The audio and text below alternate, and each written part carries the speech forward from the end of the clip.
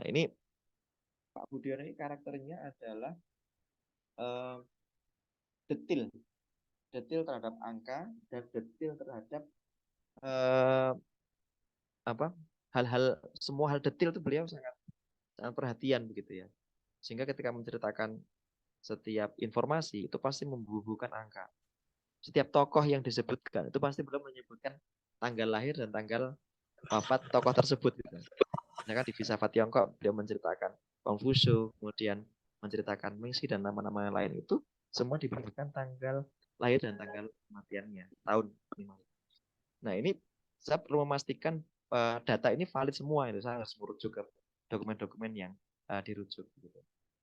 Atau misalnya bukunya Pak Sumbo Buko yang tentang semiotika komunikasi visual. Nah beliau seringkali menggunakan bahasa gaya bahasa Jogja. Jadi bahasa daerah itu banyak sekali digunakan di situ bahasa Jawa. Nah, saya perlu memastikan gaya bahasa Jawa ini tetap terbaca dan dipahami oleh masyarakat atau pembaca yang bukan berasal dari bukan penutur bahasa Jawa. Sehingga beberapa saya ubah, saya sesuaikan. Nah, kemudian misalnya bukunya Pak Kris Budiman yang nanti saya tampilkan di videonya. Semiotika visual ini yang digambar. Nah, buku ini gaya bahasa beliau itu tastos gitu ya, dan detail juga itu, dan banyak ilustrasi juga di sini, banyak gambar-gambar, banyak ilustrasi gitu kan. Saya harus memastikan gambar dan ilustrasi itu nyambung dan saling terkait begitu. Atau bukunya Pak Sajiman Edi Sanyoto yang tadi Nirmana ini. Nah, di buku ini beliau menceritakan prinsip-prinsip dasar seni dan desain, ya, gambar-gambar dan segala macam ini ada banyak. Dan saya perlu memastikan bahwa bagi pembaca yang tidak berlatar belakang dunia seni itu juga bisa menikmati buku ini. Memang buku, jadi setiap buku itu sudah ada pembaca khusus. Jadi setiap buku itu pasti ada pembaca yang spesifik. Misalnya buku tentang hukum pasti dibaca orang hukum. Tapi orang non hukum itu ada kemungkinan membaca buku tersebut. Nah, kita nggak bisa mengabaikan ini. Nah, maka itu penting untuk memastikan istilah itu clear. Dan kita perlu menambahkan glosarium itu untuk memberikan memudahkan pembaca awam untuk menikmati bacaan tersebut. Itu. Nah, kemudian aspek selanjutnya. Nah, yang kelima adalah ketelitian data dan fakta. Nah, begini Pak Ibu, penerbitan majalah, penerbitan buku itu membutuhkan Keluar waktu. masuk, keluar masuk. Jadi artinya kalau kita naskah kita submit, kemudian tidak bisa langsung habis tuh, bisa butuh waktu berbulan-bulan, terkadang juga bertahun-tahun untuk bisa terbit. Nah, maka kita penting untuk melakukan update data dan kontekstualisasi data. Begitu ya. Nah, terutama begini, ini penting sekali jika naskah Bapak Ibu sudah disetujui untuk diterbitkan. Nah, jadi ketika naskah sudah diterbitkan, kemudian sudah masuk tahap editing, kemudian masuk tahap layout, dan nanti penerbit akan mengirimkan proof atau dummy cetak. Nah, kita penting untuk memastikan data ini valid, data yang Bapak Ibu cantumkan itu valid dan kontekstual serta mutakhir. Ya, karena bisa jadi kalau misalkan itu data lama ya disebutkan bahwa itu data diambil tahun berapa. Nah, tahun yang terbaru seperti apa datanya itu perlu juga dijelaskan. Bahkan karya fiksi pun juga harus valid ketika mendeskripsikan sesuatu. Misalkan karya fiksi bercerita tentang bukunya Umar Khayyam misalnya, Kunang-kunang di Manhattan. Ya Umar Khayyam perlu datang ke Manhattan untuk memastikan melihat lokasinya, gedungnya ada apa di sana, sungainya di sebelah mana, gitu, jalannya seperti apa. Itu kan perlu meskipun itu karena fiksi, tapi juga kita harus memastikan datanya juga valid. Kemudian yang keenam, ini yang penting juga soal legalitas dan kesopanan. Nah, misalkan begini Pak Ibu, kalau kita mengutip karya orang lain, misalkan kita mengutip gambar ya, mengutip gambar atau karya ilustrasi yang penting, ya, yang penting untuk kita analisis begitu, atau relevan dalam riset kita, dan sementara itu mempunyai hak cipta, nah penting kita juga harus mengurus ini. Maka Bapak Ibu kalau melihat buku-buku yang diterbitkan dalam bahasa asing misalkan, itu di halaman kredit title atau di halaman hak cipta itu pasti menyebutkan halaman sekian hak cipta dimiliki oleh siapa. Foto ini dimiliki oleh siapa gitu. Maka ketika di bukunya Pak Prof. Ariel Herianto yang saya tunjukkan di video. Nah ini untuk membuat cover ini Prof. Ariel itu datang langsung ke ini ke pementasan acara Indonesian Idol ini. Nah kemudian beliau datang langsung dan memotret pertunjukan pas Indonesian Idol itu untuk kemudian digunakan di sebagai sampul buku ini sehingga uh, tidak ada isu terkait hak cipta. Nah, kemudian terkait dengan gender, kalau kita menggunakan perspektif gender misalnya, kita juga penting untuk memastikan narasumber yang kita mintai keterangan misalnya, kalau itu misalkan apa namanya, kita melakukan wawancara misalnya, memastikan proporsi gendernya.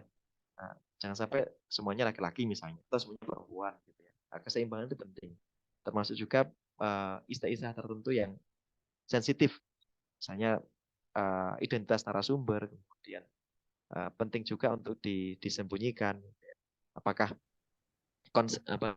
konsennya narasumber seperti apa, gitu ya, dalam yang akan kita cantumkan dalam naskah tersebut. Atau misalkan ada isu pornografi atau tidak, pencemaran nama baik atau tidak, itu juga penting untuk kita perhatikan di situ. Terutama ini biasanya kalau buku-buku hasil penelitian yang isunya isu sensitif, ini penting untuk dikaji lebih lanjut. Kemudian yang nomor 7 ini biasanya digunakan oleh penerbit, editor penerbit ya. Soal spesifikasi buku, dimensi buku. Ini misalkan bukunya ini, oh ya dimensi buku itu begini. Ukuran buku ya. Kalau yang diakui kumnya oleh apa, di Dikti itu adalah buku yang berukuran ada dimensi B5 ya, seperti ini. B5 itu ukurannya tingginya itu 23, lebarnya 15. Gitu. Tapi mayoritas penerbit di Indonesia itu biasanya lebih suka menggunakan ukuran 14 kali 21. Ukuran kecil seperti ini. Ukuran kecil. Ini yang ukuran 14 kali 21. Nah, ini ukuran 15 kali 23. Beda kan? Selisih.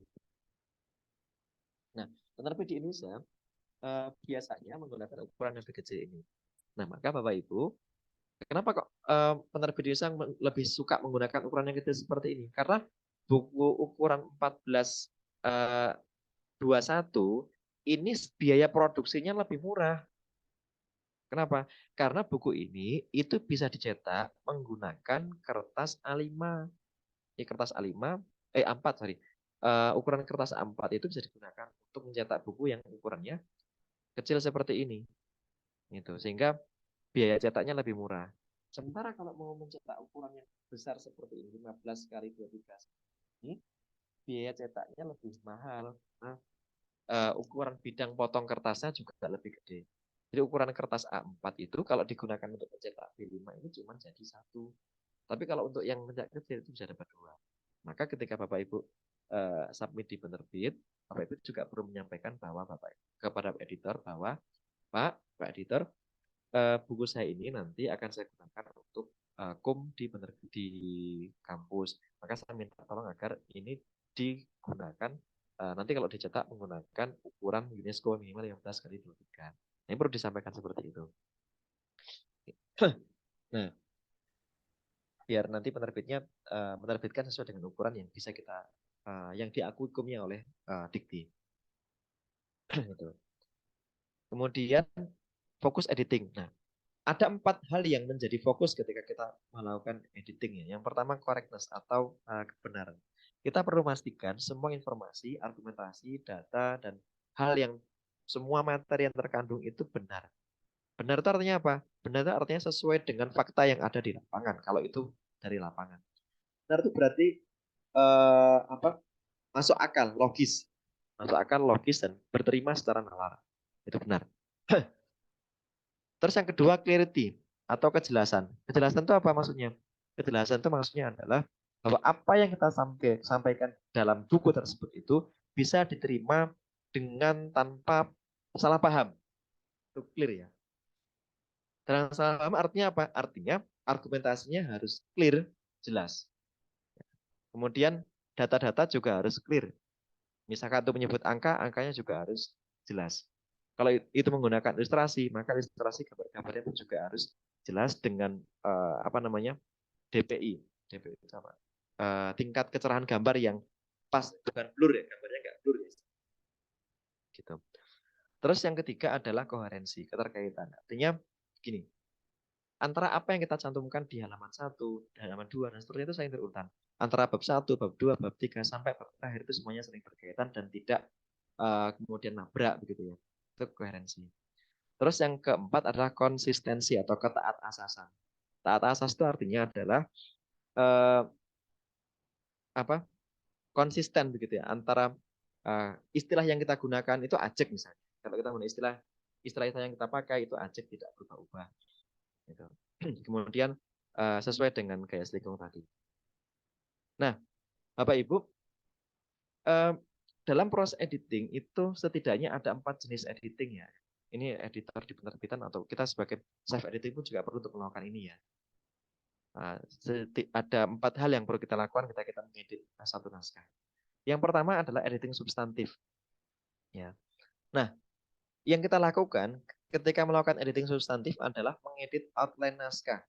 Jadi Bapak Ibu misalnya kalau itu berasal dari hasil penelitian misalnya atau tesis atau disertasi, ketika mau diubah menjadi buku, otomatis perlu diubah outline naskahnya. Outline naskahnya harus diubah. Gitu. Kemudian paragraf-paragrafnya itu juga harus disesuaikan. Gitu. Kalau ada paragraf yang sumir, yang tidak jelas perlu disesuaikan. Argumentasi yang tidak valid, yang tidak kokoh itu perlu diperbaiki. Narasumber yang belum jelas itu perlu dipastikan. Data yang masih diragukan itu perlu divalidasi. Nah, gaya penulisan misalnya, kalau gaya penulisannya ilmiah akademik, yang kaku itu perlu dibuat lebih familiar, lebih populer. Kemudian, nah konsep naskah tadi ya, konsep naskah itu misalkan dari laporan penelitian, tes, disertasi itu perlu kita ubah menjadi buku ilmiah populer.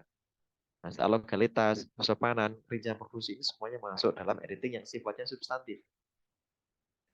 Nah, setelah editing substantif selesai, artinya kita sudah mendapatkan outline naskah yang draft ya, versi draft. Nah, versi draft ini perlu kita lakukan edit lagi pada edit yang bersifat negatif. Jadi setidaknya editing itu ya beberapa kali ya, ada 3 kali, minimal 3 kali edit kita ya. Yang pertama kita ngedit secara substantif, memastikan naskahnya itu secara outline-nya itu clear, jelas. Yang setelah selesai, kemudian kita lakukan editing lagi pada aspek mekanik. Jadi ini ngedit soal tata bahasa yang kurang tepat misalnya. Kemudian penyesuaian dengan gaya selingkuh penerbit, tanda baca yang kurang pas gitu ya. Nah, ini sebenarnya lebih mudah kalau ini dilakukan itu pada Bapak Ibu ngeprint ya, di print naskahnya di print baru kemudian dicoret-coret itu lebih mudah. Kemudian setelah itu Bapak Ibu melakukan editing gambar atau pictorial editing. Kalau misalkan ada gambar-gambar, peta, denah, tabel, grafik atau foto, nah, skema, bagan, desain sampul ini kalau untuk di editor in-house ya, dan layout itu editor in-house. Ini penting untuk dilakukan. Tahap yang ketiga. Tahap yang terakhir adalah proofreading.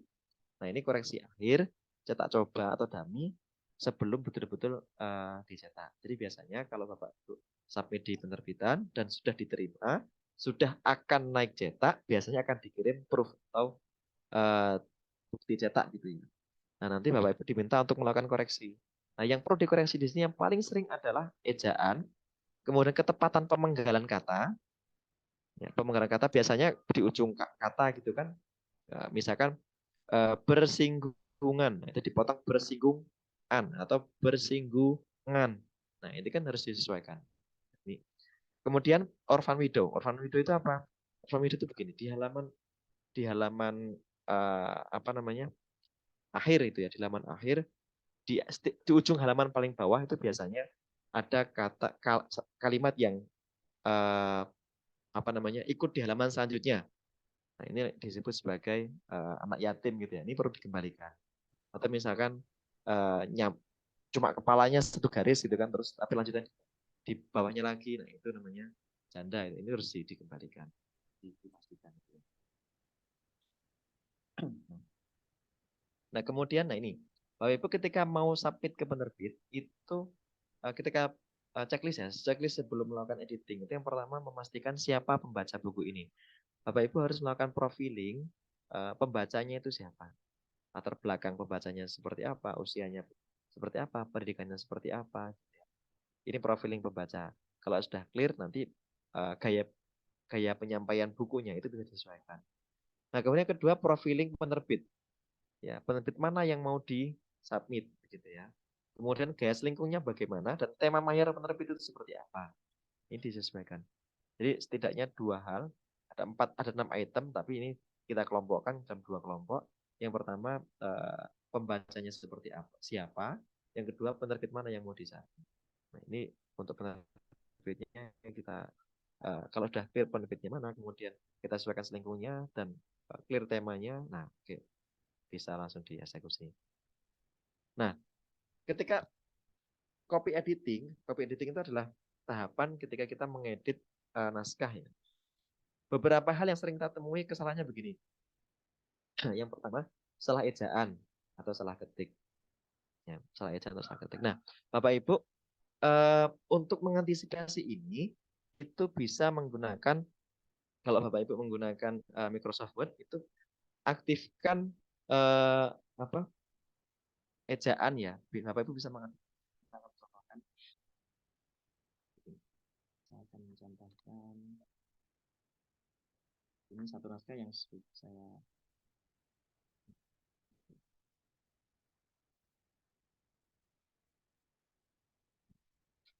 ini adalah salah satu contoh apa naskah yang saya edit. Ini awalnya dari hasil penelitian Bapak Ibu. Jadi hasil penelitian kemudian diedit saya menjadi buku begitu ya. Nah, cara lebih mudah untuk menemukan salah ejaan atau salah ketik itu Bapak Ibu bisa menggunakan proofreading begini. Jadi yang pertama apa? Gunakan bahasa Indonesia. Jadi nah,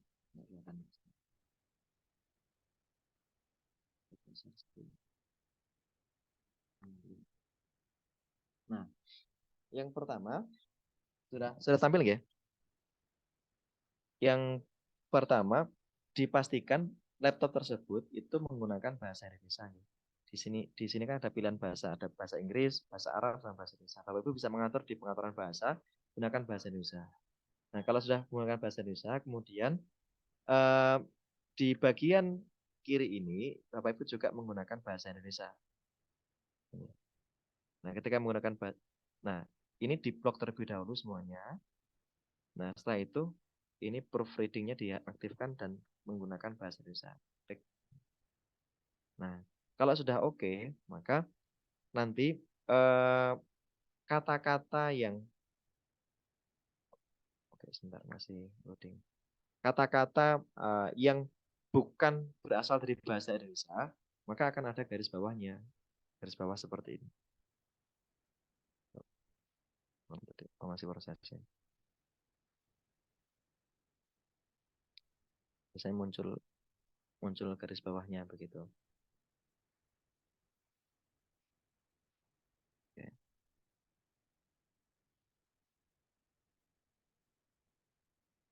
Ini proofing tools automatic.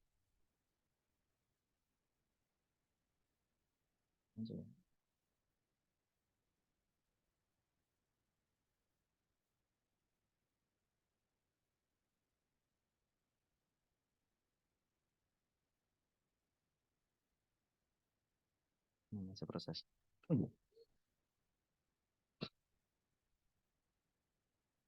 Nah, biasanya nanti akan muncul kata-kata yang responding. Kata-kata yang bukan berasal dari bahasa Indonesia, nanti akan muncul garis bawah. yang berwarna merah ya. Kalau muncul garis bawah warna merah, nah itu tinggal diklik kanan, nanti diganti menggunakan bahasa yang sesuai, bahasa atau kata yang sesuai dengan ejaannya. Masih proses. Oke, sambil nunggu ini jelas, kembali ke materi yang tadi nih.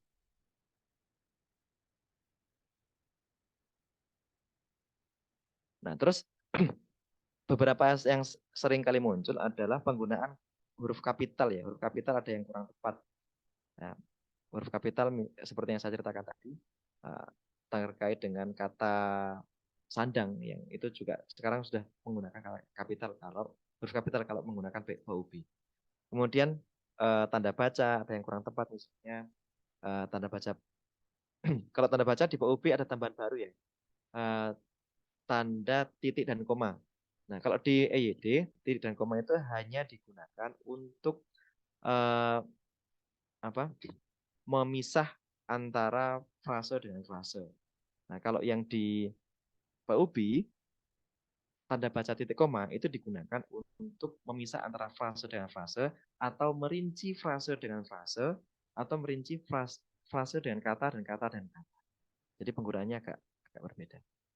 Kemudian penerapan rumus dan angka, penerapan kutipan, singkatan dan akronim, ini perlu dipastikan juga kebenaran singkatannya.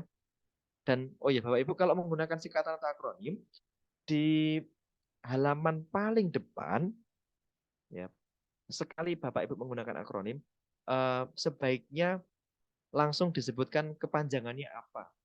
Jadi misalkan di halaman 1 Bapak menyebutkan MUI. Nah, Bapak Ibu bisa disebutkan terlebih dahulu Majelis Ulama Indonesia dalam kurung MUI. Nah, jadi kalau sudah seperti ini, maka pembaca akan ngeh bahwa yang disebut MUI nanti adalah Majelis Ulama Indonesia, bukan kepanjangan MUI yang lain. Maka di bagian selanjutnya, halaman berikutnya, Bapak Ibu langsung menggunakan MUI saja, tidak apa-apa. MUI begitu. Tidak perlu menggunakan singkatan lagi. Tapi perlu dijelaskan di halaman paling pertama kali Bapak Ibu menggunakan istilah tersebut.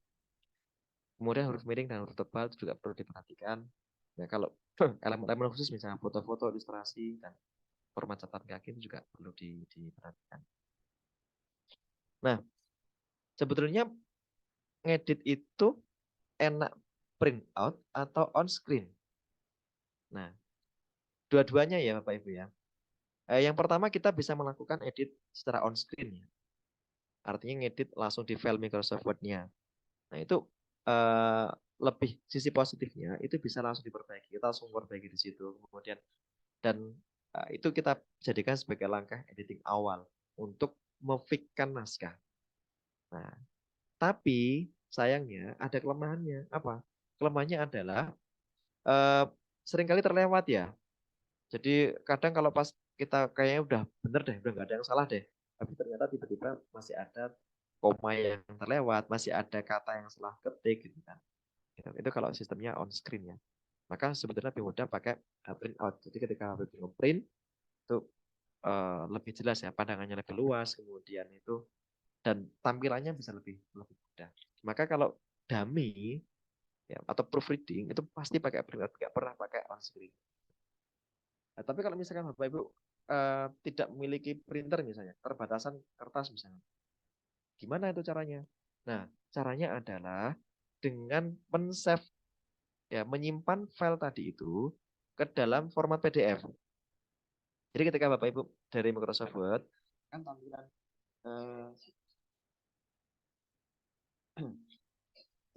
tampilan di Microsoft Word itu kan tampilannya terlalu banyak ini ya, terlalu banyak apa?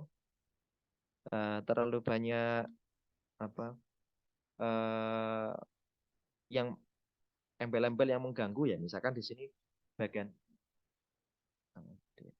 di sini ada apa? Iya. Iya. Iya. Nah, ini kan tampilannya ada banyak kayak gini ya, sehingga kalau kita baca itu nggak bisa fokus kepada teks ini. Gitu. Ya mungkin kita bisa membuat ini sistemnya full screen mode begitu ya, sehingga tampilannya menjadi penuh seperti ini gitu. Nah, tetapi akan lebih bagus lagi kalau ini Bapak Ibu bisa di save as ke dalam PDF. Nah, nanti tampilan di PDF-nya itu akan lebih clear gitu ya, di save as ini dalam bentuk PDF gitu. Nah, kalau udah di save begitu, nah nanti tampilan di PDF-nya itu akan lebih clear nanti seperti ini.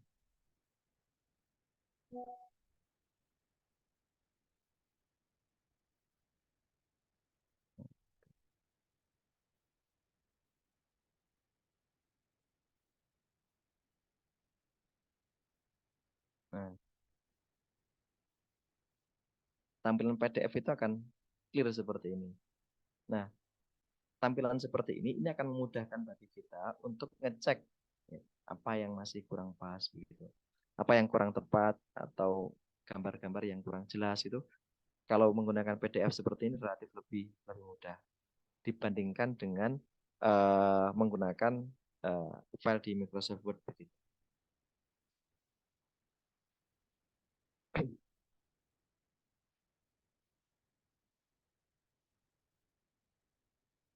Oke, lanjut ya. Nah, maka sebetulnya lebih enak kalau menggunakan printout. Tapi kalau misal terbatas, kita bisa menggunakan Microsoft Word tadi itu, kemudian kita save as menjadi PDF. Gitu. Nah, ini yang sering kita lakukan, guys. Sering terjadi di dunia kampus. Ya. Karena kalau nulis bukan di kampus itu, buku itu ada 3 jenis. Ada buku referensi, ada buku monograf, dan ada buku bunga rampai di 3 atau book chapter. Di koreksi kalau saya kurang tepat ya. Di dalam penilaian PAK itu kan ada buku referensi. Nah, buku referensi itu didefinisikan sebagai buku kumpulan beberapa penelitian yang menjadi rujukan gitu ya. Jadi kumpulan beberapa penelitian kemudian kita jadikan satu dan itu menjadi rujukan yang menjadi rujukan bagi para peneliti selanjutnya. Nah, kalau yang hasil penelitian satu penelitian itu bisa kita ubah menjadi monograf ya. Misalnya ini tadi yang saya tunjukkan tadi yang konflik sosial di Lampung Tengah. Ini adalah hasil penelitian, kemudian kita ubah menjadi buku. Jadi buku kayak gini asik. Nah, bisa kita lakukan ya, skripsi, tesis, disertasi, laporan bisa. Caranya bagaimana? Yang pertama, kita melakukan pengubahan terhadap outline-nya. Jadi outline naskah itu kita perbaiki. Kalau outline naskah penelitian, formatnya itu kan pasti menyebutkan. Nah, ini kita perbaiki. Penelitian. Nah,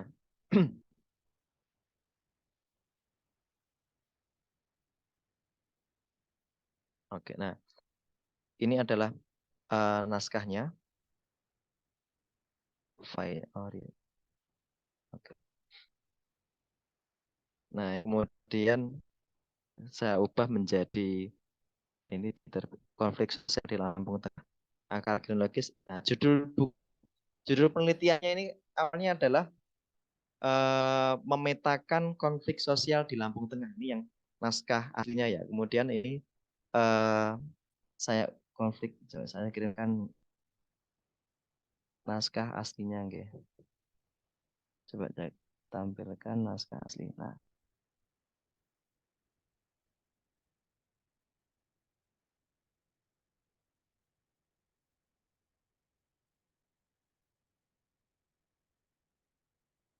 ini naskah aslinya seperti ini.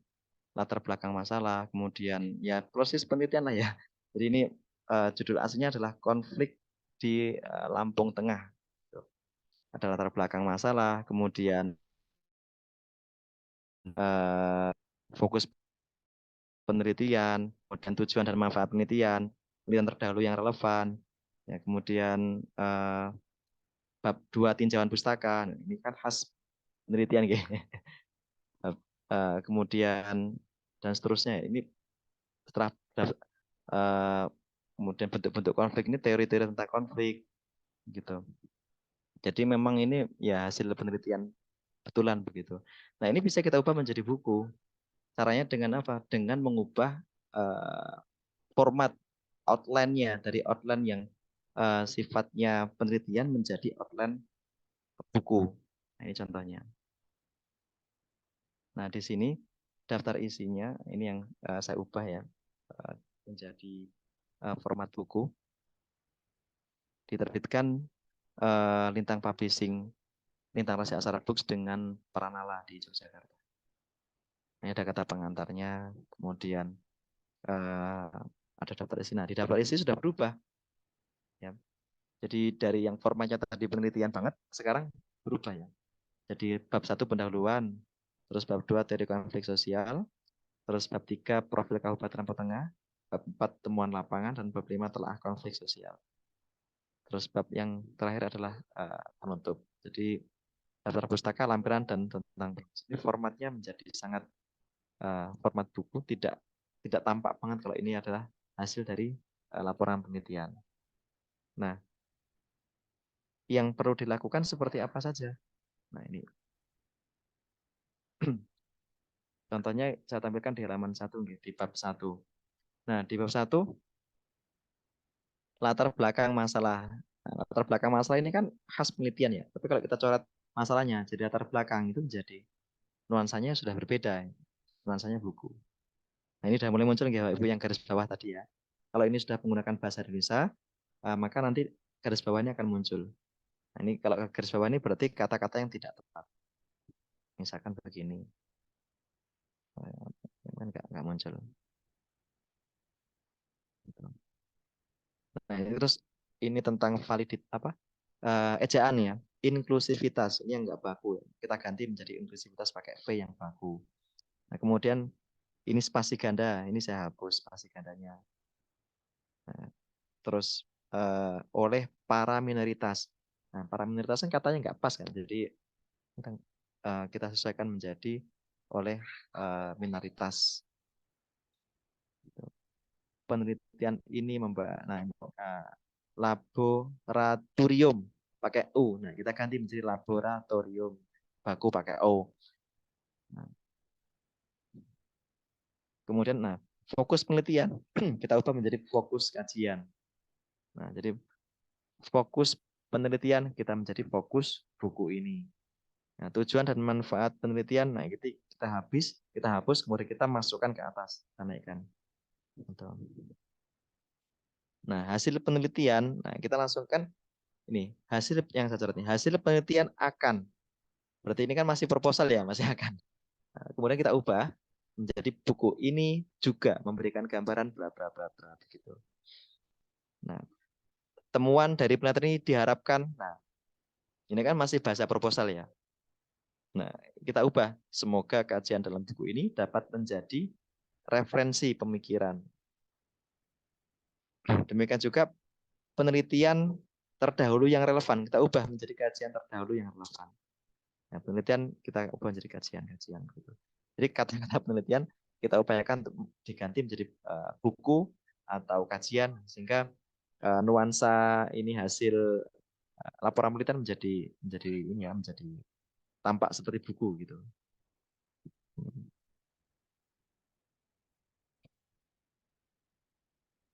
Kira-kira seperti itu. Kembali ke materi awal ya. Nah ini. Kemudian kita perlu mengubah, setelah outline diubah, kemudian subjeknya kita ubah. Dari subjek penutur biasanya peneliti menggunakan bla bla bla bla atau peneliti menemukan bla bla bla. Nah, itu kita ubah menjadi penulis menemukan apa, penulis menyajikan apa bla bla bla gitu ya.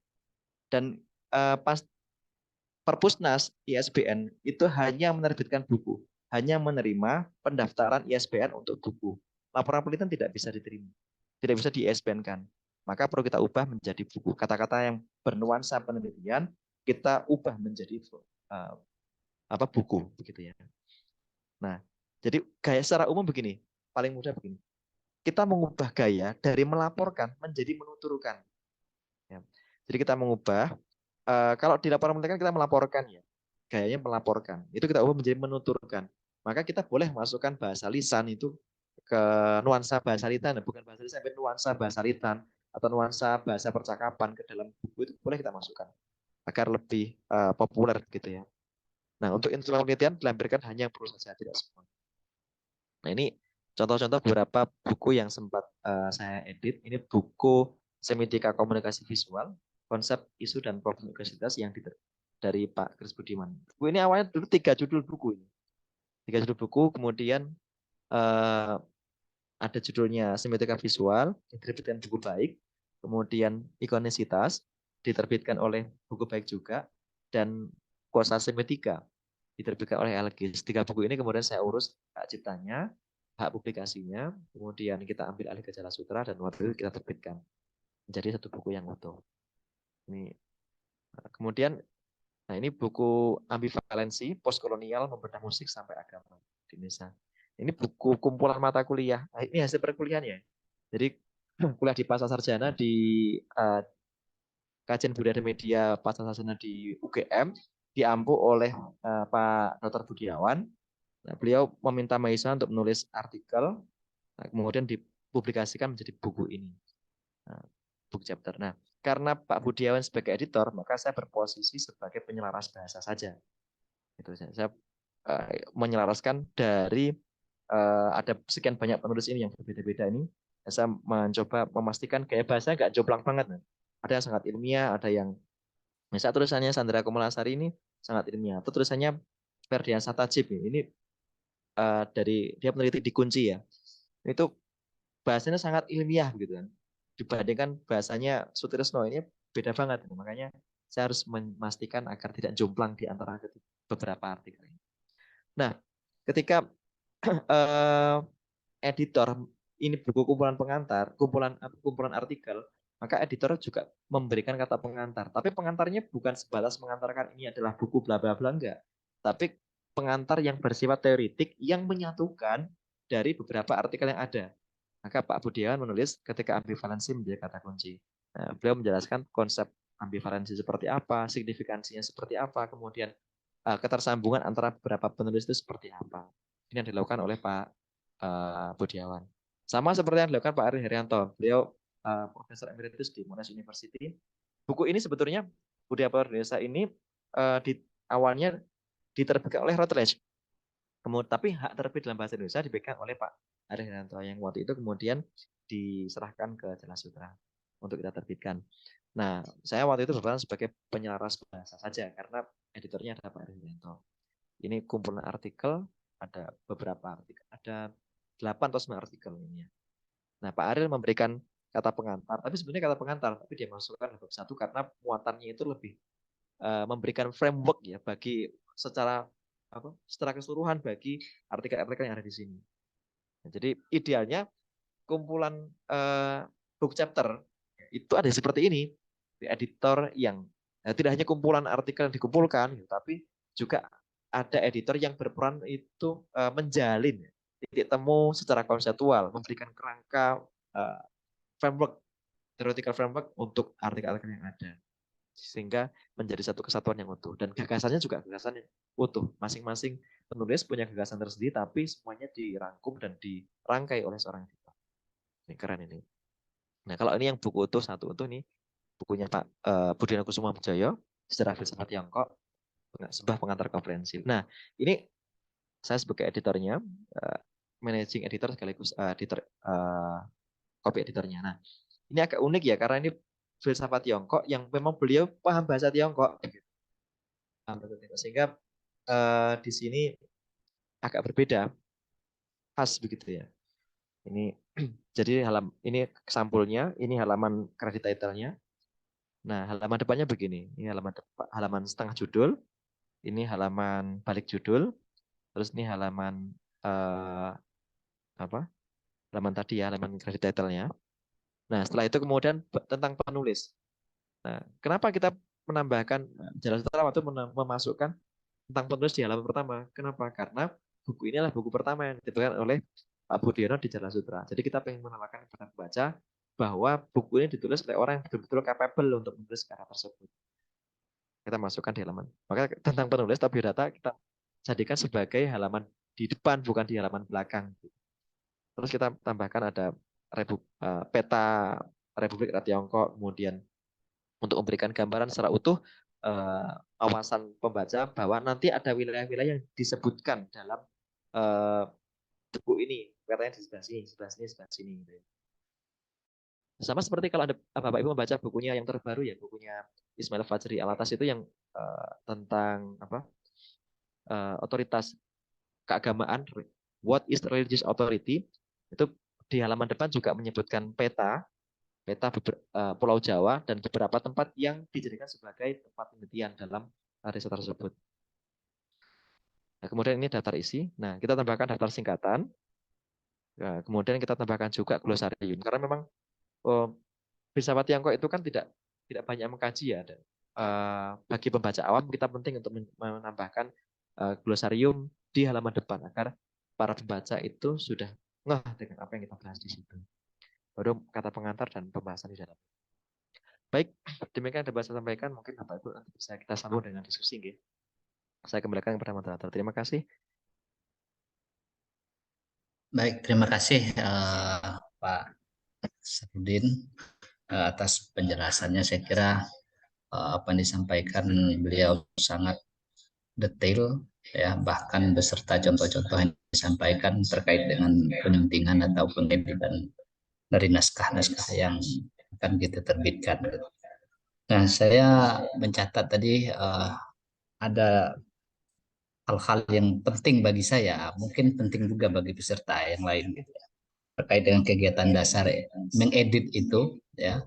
Itu saya melihat ketelitian yang sungguh-sungguh bagi penulis terhadap apa yang dia tulis, karena ada 5 poin yang menjadi penting kegiatan dasar mengedit tadi yang disampaikan oleh Pak Nasruddin. Kemudian penting juga bagi saya tentang fokus editing tadi, ada 4C itu yang disampaikan Pak Nasruddin tadi. Nah, lagi-lagi semua yang kita tulis itu harus sesuai dengan fakta yang ada di lapangan sebagaimana disampaikan tadi. Nah, ini menunjukkan bahwa ketelitian kita, kecermatan kita terhadap apa yang kita tulis itu penting sekali dalam rangka kita untuk menerbitkan tulisan-tulisan itu baik di jurnal maupun menjadi buku yang diterbitkan gitu. Nah, oke, saya kira Bapak Ibu banyak menyimpan pertanyaan-pertanyaan yang penting terkait dengan masalah penyunting tulisan ini, naskah-naskah ini. Mungkin waktunya kami berikan kepada Bapak Ibu beserta yang ingin bertanya terkait dengan materi kita hari ini.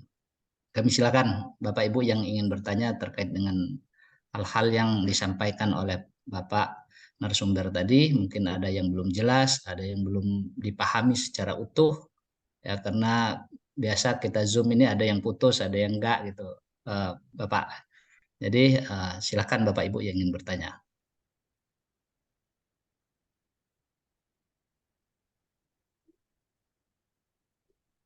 Ada Bapak Ibu?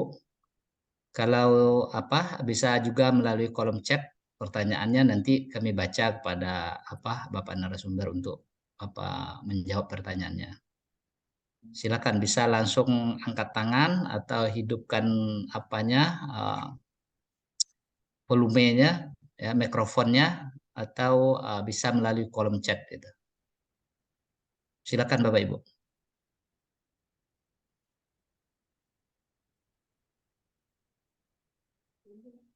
Ya, Mas Abid, Bang. Ada Bapak Ibu, silakan. Saya kira ini penting bagi saya lah, mungkin juga penting bagi teman-teman gitu ya, atau Bapak Ibu peserta terkait dengan materi kita hari ini. Karena banyak sekali tulisan-tulisan rasanya sudah benar apa yang kita ajukan gitu kan, sudah benar, kemudian dikembalikan oleh editor ternyata banyak salahnya daripada benarnya gitu. Nah, karena kekurangan ketelitian kita, kecermatan kita terhadap apa yang kita tulis dan apa yang kita ajukan. Gitu. Nah, sebagaimana dijelaskan oleh Bapak narasumber tadi, bahwa kecermatan yang tinggi itu mesti harus kita lakukan sebagai seorang penulis. Gitu. Nah, mungkin ini ada Mas Abid yang ingin bertanya, Bapak narasumber. Silakan Mas Abid. Itu ya. Silakan Bapak Ibu kalau ada yang mau bertanya, saya tuan rumah juga. Oh, tuan rumah. Ya, tapi ya sebetulnya dari apa tadi, dari paparan Bapak Nasruddin tadi kita jadi tahu paling tidak bahwa menulis yang baik itu tidak mudah. Jadi harus detail begitu, kita detail, clear dan apa namanya, dan jelas misalnya. Saya seringkali lihat naskah buku atau bahkan udah jadi buku yang tidak diedit dengan baik. Ya, saya kira ya penulisnya juga tidak melakukan swasembada dengan baik, kemudian di penerbit mungkin tidak ada editor yang memadai di situ, jadinya kemudian naskah terbit dengan apa adanya yang ada banyak sekali kesalahan, atau bahkan skripsi, tesis, disertasi misalnya yang dari judul saja banyak keliru, itu banyak sekali. Misalnya kemarin ada teman saya sebetulnya ya di kampus di Jambi juga ujian disertasi, ya saya pengen komentar tapi kan nggak enak juga kan, ya judulnya misalnya gini, apa kemarin, penggunaan teknologi informasi pada madrasah ibtidaiyah negeri di Jambi, pada pondok pesantren di Jambi. Jadi penggunaan teknologi informasi pada pondok pesantren di provinsi Jambi. Itu kesalahan yang umum kalau kita lihat skripsi-skripsi di Fakultas Tarbiyah itu kan biasanya di sekolah atau di apa mereka risetnya itu kan kesalahannya umum sekali begitu dan sering diulang-ulang, bahwa kata pada itu sebetulnya kan pasangannya kan waktu bukan tempat. Nah, misalnya ya pada pukul sekian, pada apa namanya, pada Senin pada tahun sekian misalnya, pada 2015 misalnya. Jadi waktu pasangan. Nah, ini tempat. Jadi bahkan disertasi keliru di judul, dan disertasi itu jurusannya bahasa Indonesia. Kaget juga ya, ini fatal sekali menurut saya ya. Jadi penggunaan teknologi informasi pada pondok pesantren ya, keliru double yang banyak sekali. Nah, itu saya kira fatal. Nah, Bapak Ibu, saya kira kita bisa banyak ngobrol sama Pak Nasruddin, dan dipersilahkan Bapak Ibu mau nanya apa saja, misalnya oh, kalimat begini betul atau enggak, atau prosesnya seperti apa, editing dan seterusnya. Ya. Silakan, Ya. bisa di kolom chat. Ya, baik, terima kasih Mas Abid.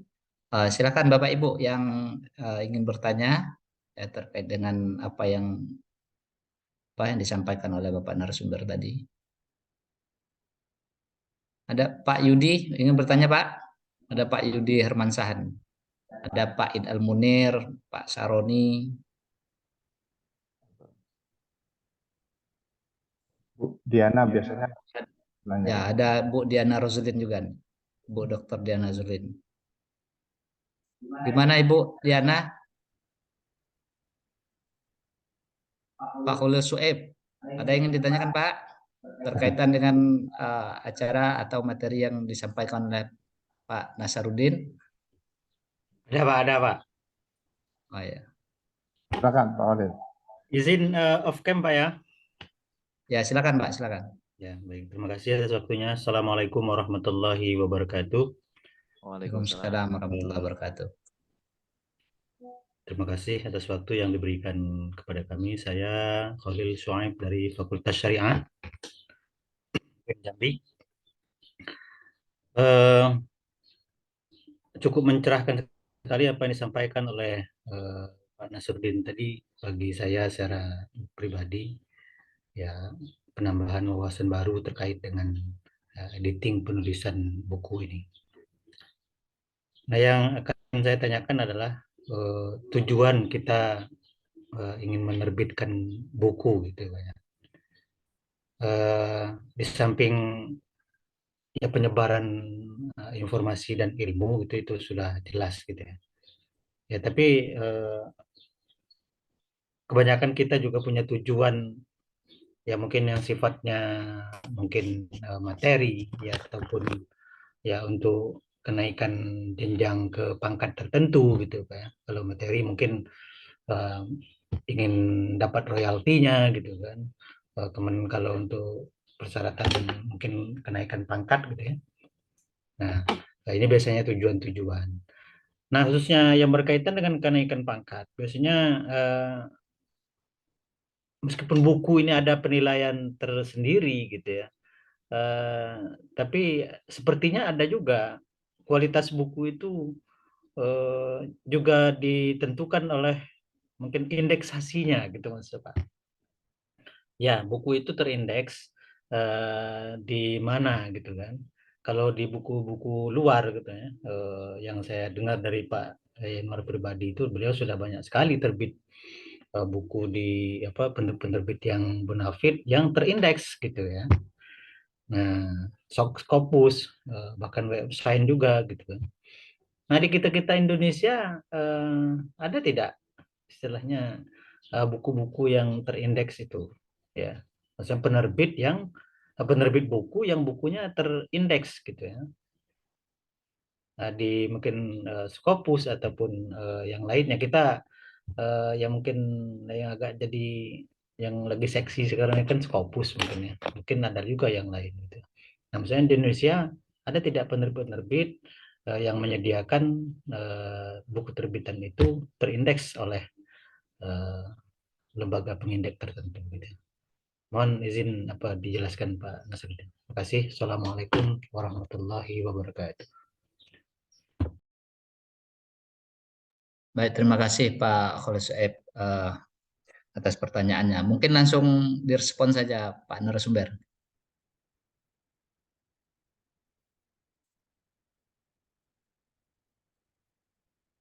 Oke, oh belum nyalain.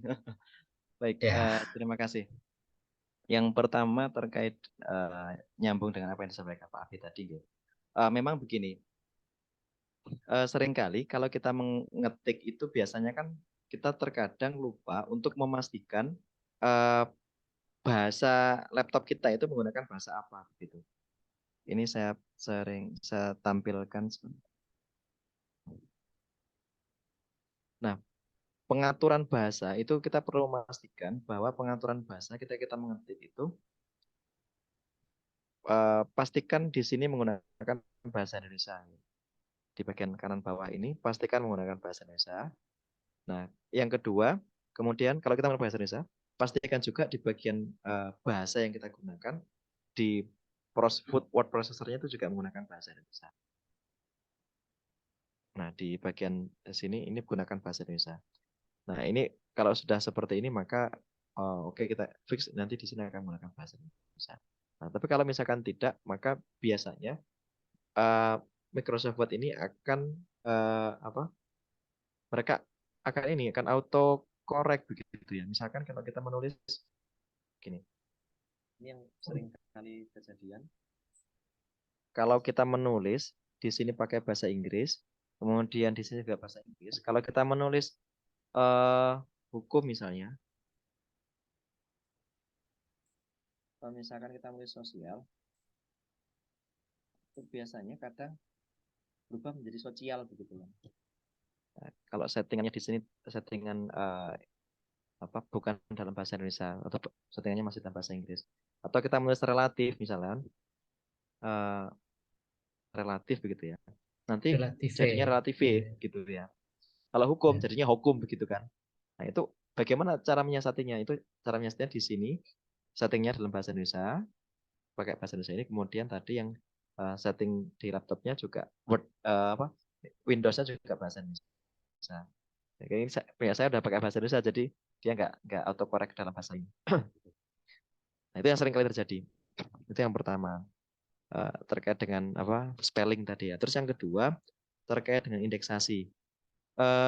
Begini ya Pak Ibu, terkait dengan indeksasi yang diindeks oleh Scopus itu adalah jurnal ya. Jadi Scopus, Thomson dan WOS itu dia mengindeks jurnal.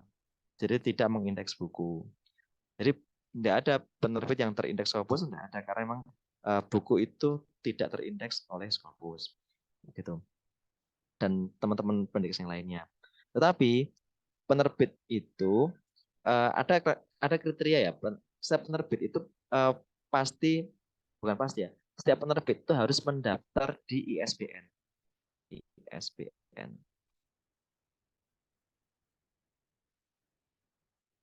Nah, harus mendaftar di ISBN Perpusnas ini. Nah, kalau untuk mendaftar di Perpusnas di sini, penerbit harus punya legalitas. Jadi kalau misalkan penerbit itu diterbitkan oleh kampus, ya dia harus mendapatkan legalitas dari kampus. Jelas ya, di SK-kan oleh kampus. Kalau penerbit itu penerbit swasta, harus berbadan hukum. Misalkan bentuknya CV atau PT itu harus clear. Baru bisa melakukan pendaftaran untuk penerbitnya. Nah, kalau sudah pendaftar penerbit, baru mendaftarkan judul yang akan diterbitkan. Nah, maka baru kemudian mengajukan daftar di sini. Nah, dulu ketika mendaftarkan ISBN itu, penerbit cukup melampirkan halaman depan, kata pengantar, daftar isi, itu saja cukup.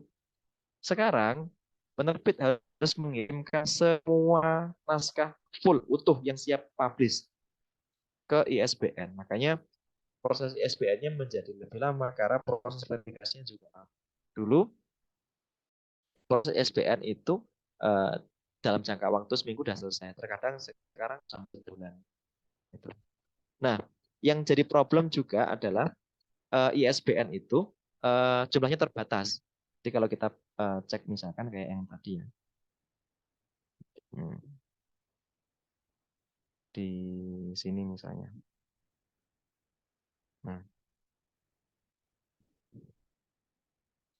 Nah, ISBN ini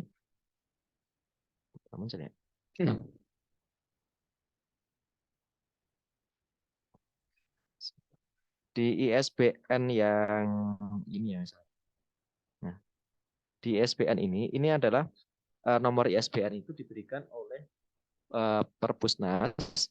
Bukan dibuat ISBN itu dikelola oleh dari ISBN di London. Nah, kemudian setiap negara itu mendapatkan satu prefix. Di Indonesia punya prefix, prefixnya 978. Nah, 602 ini prefix Indonesia. Jadi 602 ini prefix Indonesia. Kemudian 7802 ini adalah prefix penerbit.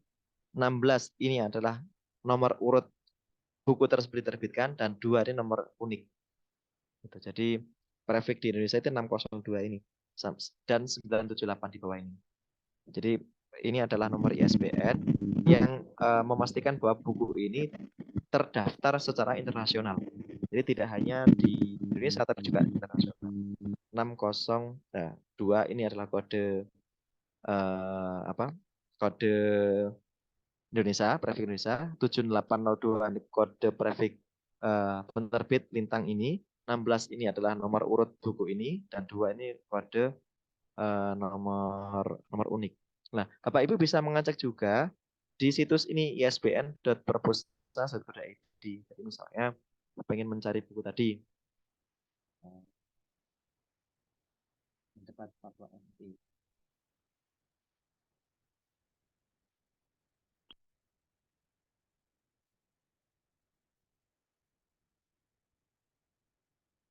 ini munculkan di sini, mendebat fatwa MUI, silang pemikiran intelektual muslim terhadap fatwa MUI tentang aliran sapi keagamaan. Nah, kalau sudah tercantum di sini, ini berarti buku ini sudah valid. Ini penulisnya Rohidin, penyuntingnya saya, kemudian penerbitnya Lintang Aksara Books. Nah, ini nomor ISBN-nya kan sama tadi dengan apa yang tampak di buku ini. Ya, di bawah tadi ini kan sama ini. Nah, 608 7802 162. Nah, ini bisa kita lacak di sini. Nah, kemudian penerbitnya kapan, tanggal terbitnya tahun berapa, begitu. Terus ini email penerbitnya juga bisa kita lacak. Nah, sekarang selain diterbitkan di sini, Bapak Ibu juga bisa bukunya diterbitkan atau di Google Books. Nah, ini misalnya buku yang tadi saya contohkan tentang konflik sosial di Lampung Tengah, ini dipublikasikan di Google Books. Jadi Bapak Ibu bisa mengakses buku ini dan bisa langsung muncul juga di Google Scholar akun Bapak Ibu. Ini misalnya. Ini penyuntingnya saya, oleh author desainer. Ini diterbitkan oleh Pustaka Prana sama Lintang Rasanya Salah Books di tahun 2020. Ini kalau kita lacak di konflik sosial di Lampung Tengah. Di sini.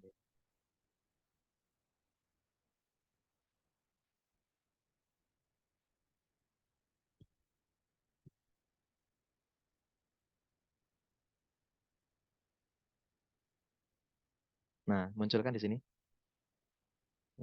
Konflik sosial di Lampung Tengah, akar. Nah, ini penulisnya juga muncul di sini. Oh. Jadi, dan kalau sudah muncul di sini, di Google Books itu juga otomatis bisa muncul di akun sekolah Bapak Ibu.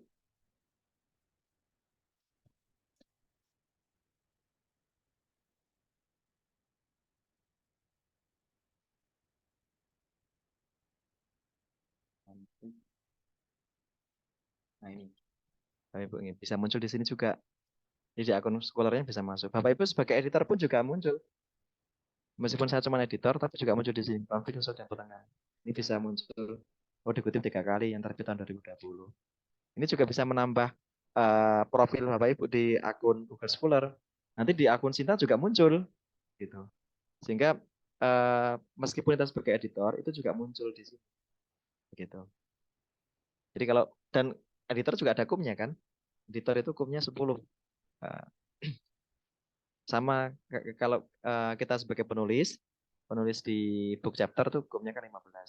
Nah kalau yang buku apa monograf seperti ini, kan monografnya sebenarnya monograf. Itu poinnya berapa ya? 20 atau berapa yang legas? 20 atau 25 ya Pak? Sekitar itulah. Tapi kalau buku referensi poinnya sampai 40. Oke. Mungkin seperti itu. Baik, terima kasih Mas. Oke. Bapak Ibu yang lain yang ingin bertanya silakan. Nah, ada Ibu Diana Roselin ya? Atau yang lainnya? Tapi mungkin apa saya izin Ya, silakan Mas. apa namanya? Tadi pertanyaan Pak siapa? Mohon maaf Mas Masudin. Pak Huda Sueb. Pak Khalil Ya, Syuaib. Pak Khalil itu saya kira juga apa namanya? Akhir-akhir ini memang beberapa buku itu saya kira memang diindeks oleh Scopus. Scopus, Iya, ya. ada. Cuma apa namanya? Misalnya kalau kita lihat ininya Pak Reclef misalnya, ini kan buku, tapi ini kan ada di Scopus beliau, buku kemudian book chapter. Nah, saya kira penerbit-penerbit besar semacam Brill, kemudian Routledge, ini buku ini diterbitkan oleh Nus ini kalau salah. Nus Press itu melakukan itu. Nah, penerbit di Indonesia kalau sampai saat ini kan belum ada kan? Penerbit buku ya? Belum ada, iya. Belum ada ya. Belum ada. Mungkin harus dipelajari juga itu. Kita ya, penting. Oke. Makasih. Banyak tambahan. Oke. Ya, terima kasih. Ya, baik. Terima kasih Mas Habib. Bu Diana katanya. Ya, Bu Diana, silakan Bu. Terima kasih Pak Damiri. Bismillahirrahmanirrahim. Assalamualaikum warahmatullahi wabarakatuh. Waalaikumsalam warahmatullahi wabarakatuh. Baik, Pak Muhammad Nasruddin, mohon izin untuk bertanya. Saya tertarik sekali dengan apa yang dijelaskan Bapak tadi. Hanya ada satu poin yang ingin saya tanyakan, itu terkait judul. Jadi kemarin waktu ngurus kepangkatan, jadi artikel itu kemudian kan kita hakikan. Nah, ketika kita hakikan, ketika ngurus kepangkatan harus milih salah satu artikelnya atau hakinya. Nah, seandainya kan ini hasil penelitian, kemudian mungkin ada satu poin yang sudah kita terbitkan di jurnal, kemudian kita jadikan buku, kira-kira nanti bermasalah tidak mengurus kepangkatan Takutnya jangan-jangan nanti disuruh memilih yang mana artikelnya atau bukunya. Itu yang satu.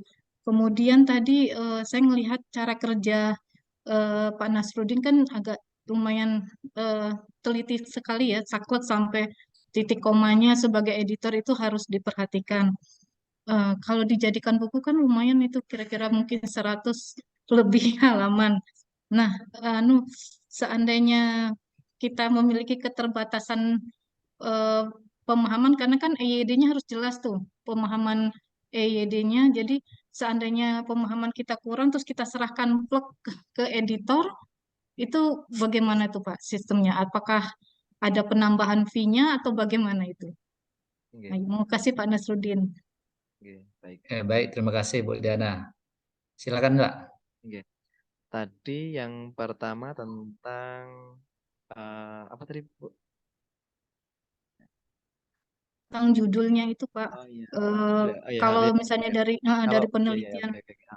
Kalau begini, biasanya sih begini. Kalau di kampus biasanya eh, satu karya yang dialih wujudkan ke dalam beberapa karya itu tetap dinilai satu. Jadi kalau misalnya penelitian itu dialih apa dialih wujudkan menjadi artikel jurnal, maka yang dinilai adalah artikel jurnalnya.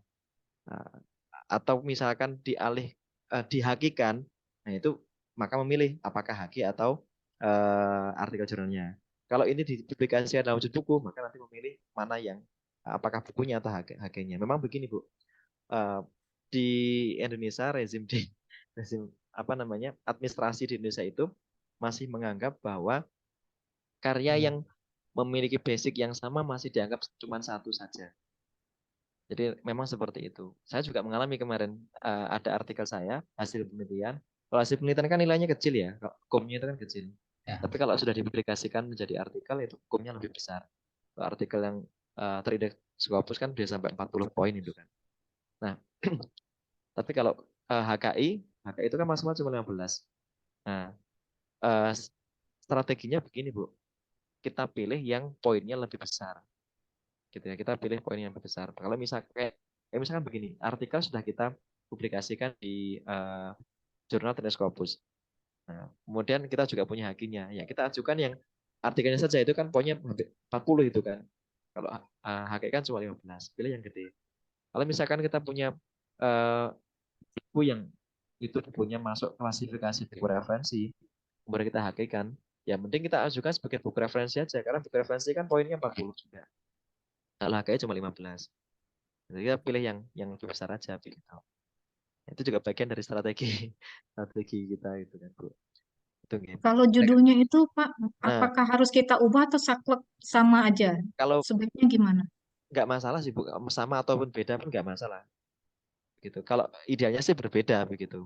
Karena biasanya nanti reviewer PAK-nya tetap menilai ini berasal dari mana gitu. Jadi meskipun judulnya kita ubah pun tetap ketahuan kalau itu hasil dari penelitian. Kita kan juga harus declare bahwa riset ini dulu didanai oleh siapa begitu kan. Buku ini hasil dari penelitian didanai oleh siapa. Kita harus declare seperti itu. Kita nggak boleh menutup apa informasi seperti itu kan. Itu. Terus terkait dengan tadi ya bahwa editor harus menguasai banyak. Iya, Bu. Editor profesional memang harus menguasai banyak hal, Bu. Tidak hanya menguasai pada hal-hal yang bersifat teknis editingan, editorial, tapi juga hal-hal teknis IT, teknis tentang apa desain, layout itu juga paham begitu. Karena saya pun juga belajar banyak tentang layout. Misalnya saya harus beli buku ini tentang buku layout. Saya belajar banyak juga tentang buku seni desain begitu ya. Ya namanya profesional juga ya, dibayar sesuai dengan apa yang kita lakukan profesional. Nah, tapi memang begini, makanya eh, kalau di penerbitan, kalau kita submit di penerbit mayor, maka biaya editing itu ditanggung oleh penerbit. Ya, biaya editing, biaya layout, biaya desain cover dan lain sebagainya, termasuk biaya cetak itu ditanggung oleh penerbit. Kalau itu penerbit mayor. Tapi kalau penerbit indie, maka penulis yang menanggung biaya tersebut. gitu gitu. Atau misalkan Bapak Ibu masih belum yakin untuk submit ke jurnal, maka minta bantuan editor untuk memastikan naskah itu mempermak naskah itu menjadi lebih layak jual. Nah, itu juga berarti Ibu yang menanggung biaya jasa editor tersebut. Kira-kira seperti itu, Bu. Cukup jelas ya? Ya, Ya, makasih baik. banyak Pak. Oke.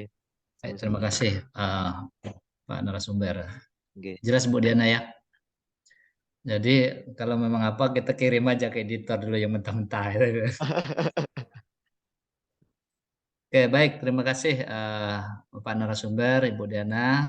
Bapak Ibu yang ingin bertanya, selanjutnya silakan. Kami berikan waktu karena sebenarnya waktu kita sudah habis. Tapi kalau masih ada yang bertanya silakan. Terakhir satu aja Pak Damiri. Oke, Oh monggo. iya, silakan. Ya, Pak Nasrudin, kalau gaya bahasa kan tadi Bapak sebutkan ada bahasa yang kaku ya, sama dengan bahasa buku itu kan berbeda. Bahasa artikel dengan bahasa buku. Jadi kan gaya bahasanya satu kaku, yang satu agak fleksibel, sehingga pembaca enjoy membaca buku tersebut. Nah, kalau itu diserahkan ke editor nggak masalah kan? Nggak masalah, Bu. Bisa aja.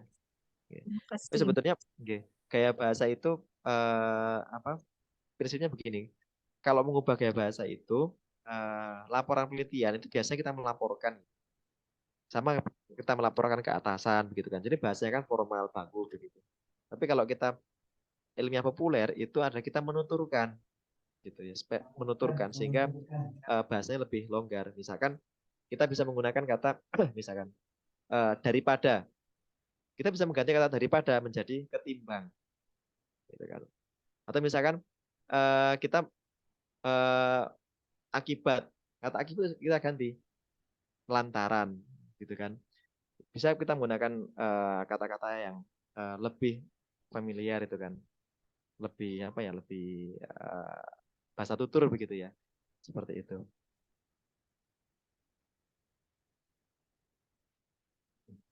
Oke, Terima kasih Pak. baik. Oke. Ya. Oke, silakan satu pertanyaan lagi Bapak Ibu. Ini ada Ibu Titin saya lihat tadi ini. Nah, monggo. Bu Titin Agustin. Iya, Pak Damiri. Ada, ya, gimana Bu? Ada pertanyaan terkait dengan apa yang kita bicarakan hari ini, Bu? Terima kasih. Assalamualaikum warahmatullahi wabarakatuh. Waalaikumsalam warahmatullahi wabarakatuh. Yang saya hormati di sini ada Bapak Kapuslit dan Bapak Ibu dosen, dan yang dimuliakan oleh Allah Bapak Muhammad Nasrudin. Terima kasih Bapak. Nah, materinya baik sekali, bagus sekali, dan pengetahuan baru buat saya. Dan mohon maaf mungkin tadi ada space yang saya lost information karena ini ada kegiatan di luar dan berkaitan dengan buku yang jadi kendala saya saat ini adalah saat Dimas ya Pak, buku ber-ISBN ya untuk publikasi. Tetapi kan tadi yang Pak Nasruddin bilang bahwa ISBN itu tidak bisa, salah satu saatnya kata-kata dan sebagainya itu kan tidak tertujukan kepada UIN ataupun kepada mahasiswa, kepada lembaga, tetapi bisa terbit jika itu publikasinya untuk umum gitu kan. Nah, hasil penelitian itu sebenarnya ditujukan kan sebenarnya hasil dari kerangka lembaga itu sendiri, dan itu agak sulit buat saya pribadi mentransfer dari penelitian, format penelitian yang udah diajukan kita ke Litap Dimas dari bab 1 sampai bab 5 untuk dijadikan buku. Nah, apakah ada solusi misalnya buku monolog atau sebagainya sehingga memang buku yang diterbitkan itu bisa mendapatkan ISBN dengan cepat gitu. Karena memang selama ini tuh agak sulit gitu mendapatkan ISBN. Karena buku yang ada pun kayaknya banyak juga yang mengantri di sana gitu. Apalagi dengan syarat-syarat yang sangat ketat dari ISBN. Kalau menurut Pak narasumber, Pak Nasrudin, itu bagaimana ya Pak ya? Iya. Memang tadi yang sempat saya sampaikan itu ISBN Perpusnas itu memang tidak menerima pengajuan ESBN untuk laporan penelitian. Nah, tapi memang dari Dimas itu meminta agar salah satu outputnya adalah buku atau dummy buku yang beri ISBN. Nah, maka solusinya adalah kita perlu mengubah laporan penelitian tersebut menjadi format dummy buku. Nah, jadi ini yang saya bahasakan tadi sebagai membahasakan dari ilmiah akademik menjadi ilmiah populer. Nah, langkah paling sederhana adalah dengan tadi mengubah dari gaya bahasa melaporkan menjadi menuturkan. Itu langkah mudahnya seperti itu. Terus yang kedua, menghilangkan kata-kata peneliti menjadi penulis. Ya. Kemudian penelitian menjadi kata kajian. Gitu. Terus kemudian menambahkan kata pengantar. Ya, kata pengantar itu menjadi kata pengantarnya menjadi kata pengantar untuk buku, bukan kata pengantar untuk penelitian. Gitu. Kemudian di bab 1 di situ Ini terkait dengan ya di bab 1 tadi kan sempat saya sampaikan bahwa ada latar belakang masalah, kemudian rumusan masalah, ya, terus manfaat penelitian, tujuan penelitian. Nah, format seperti itu diubah. Latar belakang masalah menjadi latar belakang saja. Kemudian rumusan masalah itu dihapus. Judulnya saja dihapus, tapi isinya tetap ada, dimasukkan ke dalam. Ini saya contohkan ya. Sebentar saya. Sebenarnya mungkin sudah kami lakukan Sudah, juga ya? seperti itu, Pak Nasruddin. Cuma apakah tidak bermasalah ya seperti di dalam format itu ada bab 1, bab 2, bab 3 yang memang misalnya latar belakang diubah, kan pendahuluan ya, dalam pendahuluan itu ada latar belakang dan sebagainya. Format kedua adalah metodologi gitu ya. Yang kedua tinjauan pustaka ya.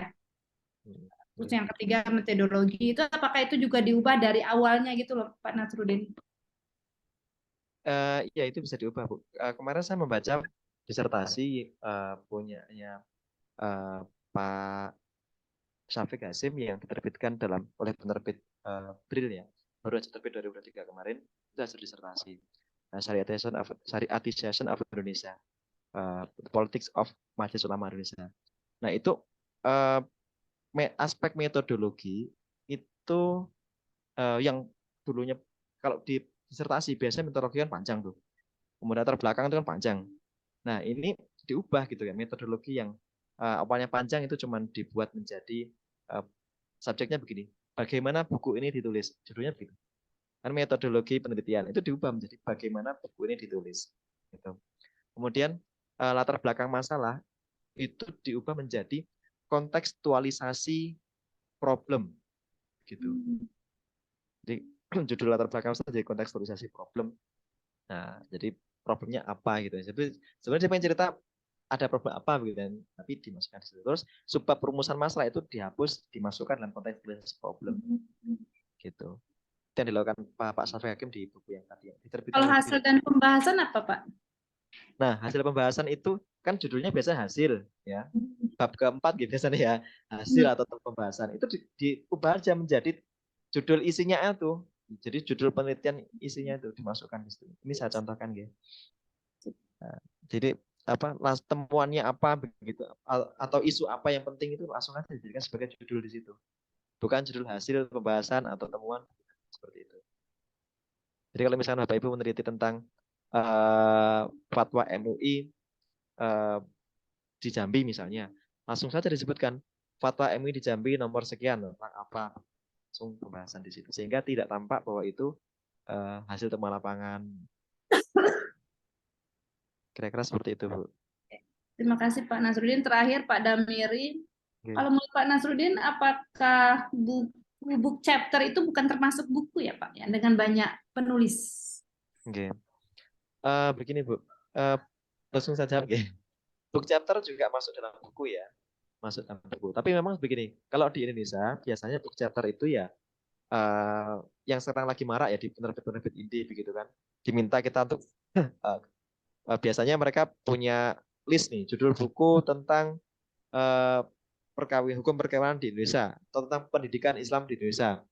Nanti silahkan Bapak Ibu yang punya artikel langsung dikumpulkan begitu saja, kemudian diterbitkan dalam satu bunga rampai. Nah, biasanya kan cuma seperti itu. Nah, idealnya chapter itu memuat satu gagasan utuh. Ya, jadi misalkan saya mencontohkan tadi punyanya Pak Arin Herianto, gagasan utuhnya adalah tentang budaya populer di Indonesia, bahwa budaya populer di Indonesia itu terjadi dan mencuat pasca runtuhnya otoritarianisme pasca Orde Baru. Nah, yang itu wujudnya terjadi kontestasi. Jadi kalau yang dulu kekuasaan itu dikuasai oleh rezim pemerintah secara penuh terhadap jadi masyarakat tidak memiliki kreasi apapun, tidak memiliki ruang untuk berkreasi, untuk membentuk kebudayaannya sendiri. Nah, semuanya dikooptasi oleh negara. Nah, pasca runtuhnya otoritarianisme Soeharto, kemudian masyarakat membentuk otoritas tersendiri, memberikan lawan tanding terhadap negara. Dan seringkali lawan tanding ini cukup kuat. Misalnya Ariel Heryanto di salah satu artikelnya itu mengutip bagaimana Siti Nurhaliza itu bisa menjadi pemecah kebuntuan antara konflik Ganyang Malaysia. Jadi Ganyang Malaysia, waktu itu kan Indonesia dan Malaysia sempat bersetegang soal Sipadan dan Likitan.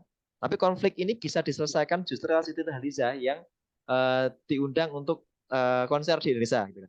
Demikian juga Peter Pan, pasca 9 tahun 99 itu kan Timor Leste itu kan pecah ya dari Indonesia, merdeka dari Indonesia. Nah kemudian habis itu kan komunikasi kan terputus. Tapi Peter Pan itu berhasil manggung di sana dengan jumlah audiens, dengan jumlah ketika konser tuh jutaan orang hadir di sana, yang memecah konflik antara Indonesia dengan Timor Leste.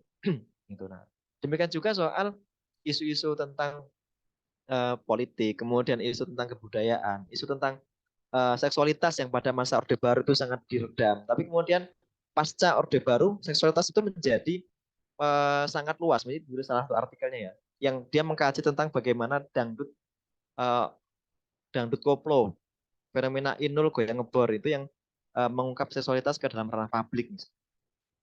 Nah, jadi gagasan besar ini sebaiknya memang Bunga Rampai itu ditulis secara terencana. Ada satu orang editor yang berfungsi untuk membuat outline atau theoretical framework-nya, baru kemudian masing-masing penulis itu bekerja untuk menulis dengan menyesuaikan pada framework yang sudah dibuat oleh editor tersebut. Gitu. Nah, dengan seperti ini maka bukunya menjadi layak jual begitu. Penerbit juga senang kalau bertemu dengan editor dengan buku seperti ini. Karena biasanya penerbit itu tidak mau menerbitkan buku Bunga Rampai karena Bunga Rampai itu biasanya idenya nggak solid begitu kan dan susah dijual. Tapi kalau idenya solid seperti itu gampang. Buku ini di Jala Sutra, budaya populer di Indonesia, buku ini menjadi salah satu bestseller gitu kan. Padahal ini buku Bunga Rampai. Itu Bunga Rampai. Ditulis oleh ada 9 buku, 9 penulis ya, ada 9 penulis. Tapi ini ya tetap malah jadi bestseller. Kenapa? Karena buku ini ditulis dengan gagasan yang utuh tentang untuk menceritakan bagaimana budaya populer Indonesia itu kontestasi ideologi seperti apa, diartikan identitas seperti apa gitu. Kira-kira seperti itu, Bu. Iya, terima kasih Pak Nazrudin karena di sini juga ada Pak Abid. Jadi saya ini bermulanya belajar nulis juga dari book chapter. Yeah. Tetapi kita kan sebagai penulis juga dosen pengennya kan masuk Google Scholar dan ke Sinta. Yeah. Nah, mungkin jadi bahan apa ya? Bukan motivasi, malah saya tidak bermotivasi lagi untuk menulis book chapter karena tidak diakui oleh Sinta gitu. Karena itu, karena ada Pak Abid di sini, saya ingin nanya tanggapan Pak Nasrudin, apakah memang book chapter itu tidak bisa gitu diakreditasi sama Sinta? Biasanya kan yang ber-ISBN itu kata Pak Abid hanya satu penulis, oke lah di approve gitu. Karena banyak penulis, apakah memang book chapter itu ya tidak berqualified gitu, akhirnya ya udah nggak males nulis lagi gitu. Mungkin itu. Saya akan menunjukkan ini Bu, saya punya book chapter ya Bu. Ini bahkan bukunya, ini buku saya sastra ini Bu, di ini di akun Scholar saya. Kaleidoskop Menak Lupa, 13 tanggapan atas 25 kisah drama dalam puisi esai Denny J.A. soal perusahaan primordial di 5 wilayah reformasi. Nah, saya menulis ini bersama, ini artikelnya, ini muncul di Google Scholar ini. Penulisnya banyak nih Bu. Ada Ihsan Malik, Hatim Ghazali, Anis Hidayah, Irina Hiraswari Gayatri, kita Fatia Nadia, Adriana, ada saya, Jaki Manuputi, Isbedi Setiawan, ZS, Abidin Wakano, Najib Burhani, Irfan Amali, Zuhari Misrawi. Ini penulisnya rombongan segini banyak, tapi semuanya muncul di Google Scholar. Nah, ini kita lihat di Google Book-nya, Bu. Nah, ini muncul di Google Books juga. Pak, Nah, mohon maaf dipotong. Itu ada Oke. standarnya enggak berapa banyak untuk penulisnya dalam satu buku rampai itu? Tidak ada, Bu. Jadi berapapun bisa. Ini 13 orang penulis malah yang ini. Tidak ada batasan berapa orang yang bisa menulis di sini.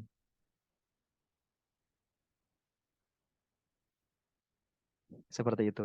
Ya, makasih Pak Nasruddin, karena kan menurut saya book chapter ini baik sekali karena kan kolaborasi dari beberapa orang, dan jika misalnya dikutip dengan oleh satu mahasiswa ataupun siapapun kan bisa mengena ke semua orang gitu, dan itu menarik gitu. Tetapi kalau tidak ada tidak ada penghargaan lebih gitu kan, karena kita juga munafik banget lah kalau dosen tidak pengen juga akun Sintanya naik, Google Scholar-nya naik gitu kan. Itu salah satu juga tagihan IKU dari fakultas gitu. Iya, betul. Tapi kalau sudah diabaikan, saya pribadi juga sekarang tidak termotivasi untuk menulis di buku book chapter gitu. Dan untuk menulis satu buku itu yang agak lama, butuh proses. Kalau book chapter mungkin bisa lah setahun sekali gitu ya, untuk menulis atau setahun 2 kali. Selain tagihan di jurnal gitu. Mungkin itu saran saya kepada LP2M ya Pak Abid. Bukan saran, maksud pertanyaan, karena saya kaget juga kok tidak di-approve gitu di akun Sinta saya. Mungkin itu aja. Terima kasih Pak Nasruddin. Oke. Book chapter poinnya 15, Bu, ini. Iya, betul. Banyak, lumayan Pak Nasruddin. Buat naik pangkat nih. Dan kelebihan book chapter itu dibanding artikel jurnal ini, Bu. Kalau artikel jurnal itu ada masa kadaluarsanya untuk diakui hukumnya. Tapi kalau book chapter nggak ada masa kadaluarsa. Oke, sip. Terima kasih Pak Nasruddin. Terima kasih Pak Damiri, Pak Abid. Ya, baik. Terima kasih Bu Titin. Terima Pak kasih. Damiri, sebentar. Mungkin saya perlu silakan merespon respon, Pak. pertanyaan Mbak Titin tadi. Ya, sebetulnya begini, Bu Titin. Sinta itu bukan karena saya juga ikut terlibat di Sinta ya. Sinta itu bukan tidak mengakui book chapter. Ya, mengakui. Cuma Sinta ini kan satu aplikasi berbasis web yang sebetulnya tujuan awalnya itu untuk untuk menyatukan semua karya ilmiah dosen dan peneliti, dan nanti akan digunakan untuk kalau tujuannya awalnya untuk satu akun, jadi nanti ketika dosen akan naik pangkat cukup melihat di Sinta, kira-kira begitu, ya kan? Nah, sayangnya Sinta ini tidak dibangun, saya bisa share screen ya. Sayangnya Sinta itu tidak dibangun dengan tidak dibangun sebagai aplikasi yang baik, saya kira. Ya, kenapa begitu? Karena Sinta sendiri tidak punya basis data. Jadi dia mengambil data satu dari misalnya begini. Misalnya dari Google Scholar, dari Scopus, kemudian dari Web of Science, dan sekarang dari Garuda. Ya, ini misalnya akun Mbak Titin. Oke. Nah, jadi pada dasarnya awalnya idenya itu untuk kenaikan pangkat. Nah, di kenaikan pangkat itu nanti kalau buku itu kan dinilainya 40 hukumnya. Nah, pertanyaannya kemudian apakah di sini kan ini masuknya, apakah dia harus masuk book atau masuknya lewat Google? Karena dia nyedot datanya dari sini. Dia bisa nyedot data dari Scopus, Sinta itu dari Google, dari WOS, dari Garuda, atau dari buku. Gitu.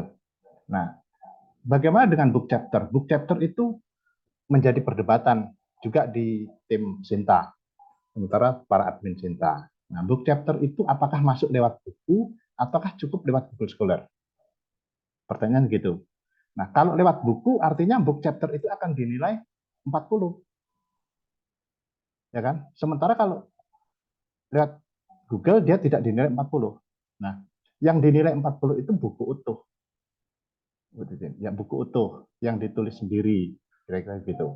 Kalau buku ditulis berdua kan kumnya juga berbagi sebetulnya, berbagi juga. Nah, permasalahan itu kan kemudian begini, apa namanya, ketika masuk ke book chapter, ya sekarang ini kan kemudian menurut saya ada, ya saya kan kemudian tahu banyak Sinta, jadi ada kompetisi untuk skor Sinta yang tinggi gitu. Nah, kebijakan dikti juga aneh menurut saya. Kenapa aneh? Karena di kebijakan dikti kan ada kebijakan sebetulnya soal kewajaran karya ilmiah.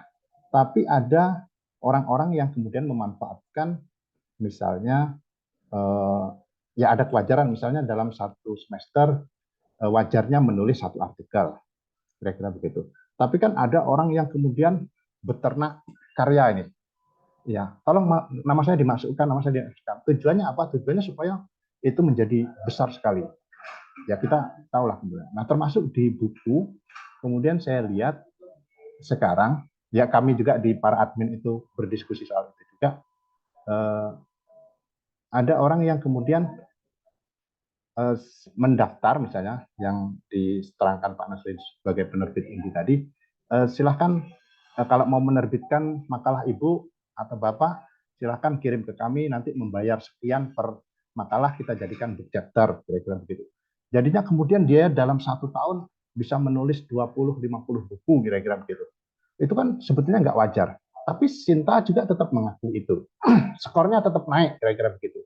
Dan ini kan kemudian menjadi upaya untuk kompetisi skor Sinta yang saya kira dan kami kira di grup admin itu juga tidak perlu sebetulnya, dan itu juga dikeluhkan. Gitu. Jadi kalau book chapter itu apakah masuknya lewat buku ataukah cukup lewat Google Scholar? Saya juga punya book chapter. Saya menulis dengan CRTS di Universitas Gadjah Mada itu, tapi ya cukup saya masukkan lewat Google. Saya tidak masukkan lewat buku. Karena kalau lewat buku itu nilainya 40. Sementara kalau Google ya nilainya menyesuaikan. Kira-kira gitu. Sebetulnya kan nanti dia ambil datanya saja lewat mana, kira-kira gitu. Cuma hal-hal begitu saja sebetulnya yang jadi masalah. Nah, tapi kalau untuk apa namanya soal begini, ini yang ditanyakan tadi. Nah, awalnya dulu ketika itu belum kami tanyakan ke admin Sinta, yang begini ini kami approve sebagai buku. Padahal ini ditulis berapa puluh orang. Dan nilai, mohon maaf, nilai Bu Titin di sini yang 40 sebagai penulis. Padahal yang ditulis book chapter. Nah, belakangan prakteknya kan kemudian juga menjadi banyak. Seperti itu. Kira-kira begitu dengan kami. Itu satu. Kemudian tadi pertanyaan pertama soal laporan penelitian kemudian menjadi buku, diubah menjadi apa namanya, menjadi buku yang itu tidak sederhana. Ada hal-hal tertentu yang kalau laporan itu melaporkan, sementara buku dan menuturkan. Tapi simpel saja lah. Kalau begitu kan bikin dua kan agak sulit. Kalau gitu mending bikin laporan penelitian itu ditulis dengan gaya buku saja. Toh misalnya BPK yang meriksa apanya itu nggak lihat apa laporannya, apakah ada latar belakang masalah atau latar belakang saja. Dia nggak meneliti itu, nggak apa namanya, nggak memeriksa itu. Jadi bisa saja ditulis dengan gaya buku. Saya kira kalau ditulis dengan gaya buku menjadi jauh lebih menarik. Itu juga. Mungkin begitu apa jawaban saya. Terima kasih. Oke, baik, terima kasih Mas Abid atas apa namanya penjelasannya ya terkait dengan buku chapter tadi, apakah dianggap buku atau masuk ke data Google Scholar dalam Sinta. Bapak Ibu, mungkin waktu kita sudah jauh terlewat ya dari apa yang kita sepakatin, karena kita tadi jam 12 Mas ya. Ya, saya kira ada yang ingin disampaikan lagi Mas atau Pak Nasaruddin sebagai closing statement-nya. Sedikit menambahkan ya, respon yang disampaikan Pak Afid tadi. Menarik sekali tadi. Jadi selama ini memang di kalangan mahasiswa ya dan di kalangan akademik ya, memang ada semacam kesepakatan itu bahwa kalau nulis buku itu ya harus yang ilmiah yang baku itu, yang akademik gitu kan. Kalau nulis laporan itu kan. Tapi menarik kalau misalkan nanti bahwa laporan penelitian bisa disampaikan dalam bahasa yang lebih populer begitu. Dan kalau misalkan itu ini membuat kebijakan, membuat itu keren itu. Pedoman laporan penelitiannya formatnya bisa memberikan peluang untuk membuat laporan penelitian dalam format buku yang lebih populer gitu. Ini luar biasa sekali. Terobosan yang saya kira menarik untuk diapresiasi begitu. Untuk closing statement prinsipnya Bapak Ibu, menulis buku itu ya bagian dari menambah portofolio akademik kita. Jadi karena kalau jurnal itu terbatas, skupnya terbatas, kalau buku kita bisa menulis secara lebih leluasa dengan pembaca yang juga lebih leluasa. Dan kalau jurnal itu kita bayar, tapi kalau nulis buku kita dibayar royalti begitu. Nah, jadi semangatnya 2 kali lipat ini ya. Tapi memang kalau buku yang royalti, tadi persyaratannya mungkin sudah disinggung ya kemarin sama beberapa pemateri sebelumnya. Harus menyesuaikan dengan dari penerbitnya, menyesuaikan misi penerbitnya, kemudian buku tersebut itu punya prospek jual yang menarik. Nah, tapi ini peluang juga Bapak Ibu sebagai dosen, buku ajar itu peluangnya luar biasa dan nggak akan pernah habis karena mahasiswa selalu ada setiap tahun dan mahasiswa baru selalu ada, artinya peluang membaca baru juga selalu ada. Dan buku ajar itu poinnya juga lumayan besar, itu kan 40 poin juga itu. Jadi peluangnya bisa digunakan untuk mengajar di kelas Bapak Ibu, juga kalau misalkan ditawarkan ke penerbit dan disetujui oleh penerbit itu kan juga peluangnya juga besar. Jadi tidak hanya penelitian hasil penelitian yang kita jadikan buku, tapi juga pengajaran bisa juga kita format. Apalagi ngajar itu kan enak ya. Pertemuan pertama bab apa, pertemuan kedua materi apa, pertemuan ketiga materi apa. Nah, masing-masing materi itu kita jadikan menjadi satu bab buku kan sudah bisa itu, tinggal diselesaikan begitu. Kira-kira seperti itu. Terima kasih. Kurang lebih maaf. Terima kasih atas kesempatan diberikan. Senang sekali saya bisa bersilaturahmi dengan Bapak Ibu semua, dan luar biasa sekali saya mendapatkan insight juga belajar dari Bapak Ibu, dari Pak Abid, Pak Daniri, Bu Diana, dan para penanya tadi itu luar biasa sekali. Terima kasih. Kurang lebih maaf. Saya akhiri. Assalamualaikum warahmatullahi wabarakatuh. Waalaikumsalam warahmatullahi wabarakatuh. Ya baik, terima kasih Pak Nasruddin. Bapak Ibu semua, dengan berakhirnya closing statement narasumber tadi gitu ya. Mungkin acara kita cukup sampai di sini ya. Saya sebagai moderator dalam acara ini, mohon maaf jika ada kata-kata yang kurang berkenan di hati Bapak Ibu semua. Dan saya akhiri dengan billahi taufik wal hidayah. Assalamualaikum warahmatullahi wabarakatuh. Waalaikumsalam warahmatullahi wabarakatuh. Mohon izin live nggih. Makasih Pak Nasruddin. Makasih Pak, makasih Pak. Damiri, Mas Abid, yang lain pamit ya. Terima kasih. Terima kasih semua. Mas Abid.